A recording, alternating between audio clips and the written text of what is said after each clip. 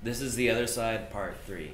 Today I have with me Jacob Bennett, with me again, and also another fraternity brother, Alec Pike, who is about to graduate here at Sanford with a degree in theater. Now today's topic is about something that has happened really recently. It's about the Boston bombing.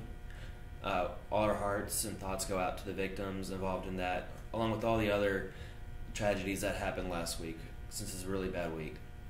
But today, in particular, we're going to be talking about the conspiracies that started evolving mere hours after this event took place. My personal thoughts on it is that less educated people that dislike government want to find different reasons to start pulling at strings, just almost making up things and believing whatever they hear online just to dislike the government. Now, what are y'all thoughts on conspiracies with the Boston bombing, or just conspiracies in general? Well, I mean, I think some of it has to do with the fact that some people are, like you said, wanting to find something. I mean, not necessarily maybe against the government. There's plenty of things that people say that are conspiracies that point elsewhere than the government. It's people want to find an external source for bad things because for whatever reason they want to attribute something to something larger because random chance or fate doesn't exactly, I guess, factor into their worldview. Yeah, along with that, I think it's the way for people to be able to coax with what's happening and everything. It's a lot easier for people to think that there's one organization out there causing all these problems than having isolated incidents of this person did this bombing, this person did this shooting, like Newtown, Connecticut. But it doesn't solve anything because you're trying to justify it so we could say this is the problem. One group of people are doing it. Once we eliminate it, there'll be no more problems. But there's still people out there that are still going to continue doing this stuff. So that's an issue that people need to be able to confront and not be able to make conspiracies about. Now, with the Boston bombing, when did you guys first start hearing about conspiracies involved with this? I mean, I'd say honestly, like you said, I got home. I was fortunate. I was in class and didn't actually hear about most of it. And then I got back and I was able to hear a lot more on the TV. So I held out for a little while, but even then, there were already reports on MSNBC or something, and they were saying, already groups have popped up attributing this to this work, and the whole CNN debacle, that didn't help either.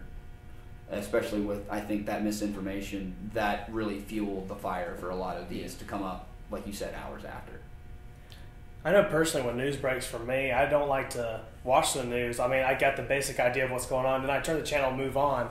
Not that it's not an important situation, it's just facts are new, and people can make various assumptions that are not true. And once you have a time like we have now that, it's been settled down a little bit, we found the other suspect, there's a lot more facts out now. I can more pay attention to be able to see the facts. But I mean, anybody can make any speculations within hours of act like that, which is just speculation. I don't think is it's not accurate news. It's not news that I'm interested in watching.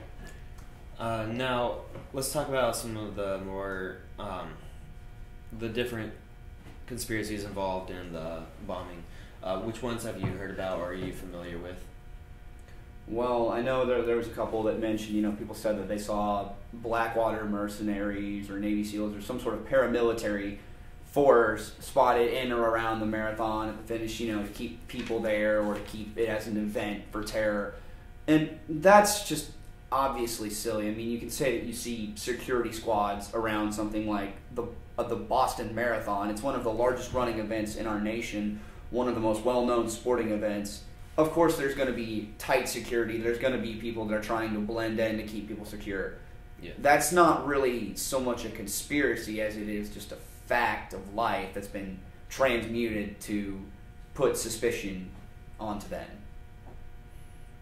From what I've seen that people believe there's actors that are being placed throughout the bombings and other events that have happened as of lately. But when I took a good look at the article that he specifically gave me with the guy in the wheelchair, which looks really similar to one of the I believe one of the Iraq or Afghanistan veterans that was also an amputee. If you look really closely, you can tell subtle differences with their face. They're not the same person.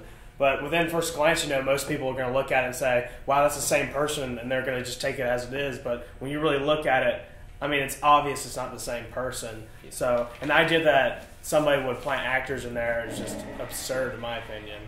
Well, there's also speaking of similarities in actors, they're saying people saying that the whole Fox News gaffe about misusing the photo of the Sandy Hook principal, and they were saying that she was actually there and closed caption, caught her or saw the face, and it's the same photo. It's either just a news gaffe or somebody that looks like her. I mean, there's Fox News. You can't find a screenshot because they don't want it, known that they messed up that badly. But I mean, let's face it, it's a news gaffe like CNN's Suspect. This whole thing was covered in misinformation from the get-go, and people trying to outdo one another and cover it, and it completely screwed it up, and it gives rise to all these conspiracies like the Sandy Hook principal being there at the bombing, after she saved all those kids. It's crazy. One of the first particular conspiracies I heard was just 2 hours after the event. Some of the people running the race were dedicating their run to the Sandy Hook victims.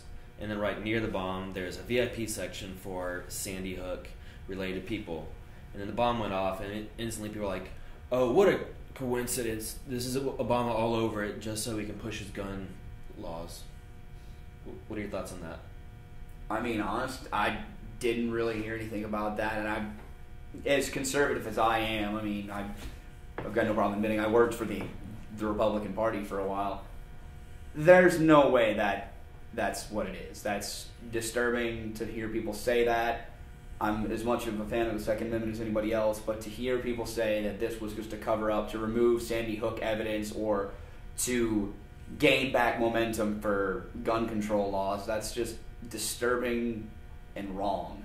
I mean, the way I look at it is you have Connecticut, which they're from, and you got Boston, Massachusetts. It's not that far away from each other. I mean, the Boston Marathon is a very big event, and just because some people that are associated with that elementary school are there doesn't cause any problems in my mindset at all. I mean, I know many times where I've seen people at big events, even if it's from Alabama to Georgia. I mean, that's just making a drastic assumption. Just because even if they were there, they might. It's not correlated with any cover-ups or anything.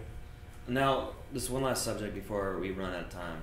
A lot of people complain that government or the FBI, police won't tell the public everything that they need to know for a fact that these are terrorists. Do you think it's the government or the FBI's responsibility to share all their information with the public? Absolutely not. In the matter of national security, my whole family has either been in the armed forces or served in the CIA or the NSA, and it's completely, I think, okay. I mean, we have the whole thing where people got onto Karl Rove for outing one of our CIA agents. We can't be completely transparent with all the information sometimes in an investigation because, one, it compromises an investigation. It compromises the very judicial case that they're trying to build against these people so that we can lawfully prosecute them for this heinous crime and see what a jury of their peers says. If they release all the information, that's tampered with the jury pool before the case is even started. And that's not something the American people want. That's not something the American government wants. Really, that's not something anybody wants. So it's in the best interest for the people and the government to limit, at least in the beginning, the flow of information and also to prevent wild speculation and like we saw and misinformation like we saw. Absolutely, I agree with everything you said. I mean, if you tell the public everything that's going on, that would help the two suspects or anybody associated with them knowing what's going on, like how to, defend against the actions that the FBI or whoever the local police are going to do. And the citizens don't need to know everything. There's a reason why there's classified information that the government has. I mean, it can be declassified in the future. Like, look, this, like we saw with Osama bin Laden. It's like, look, this is what we did. Now that it's over, we can tell you what happened. I mean, the American people don't need to know everything at the exact moment. That's the reason why we have government agencies such as the FBI and such to deal with issues like that. All right, well, I think that's our time. Thanks for coming, Alec and Jacob. And for any audience, don't drink the Kool-Aid.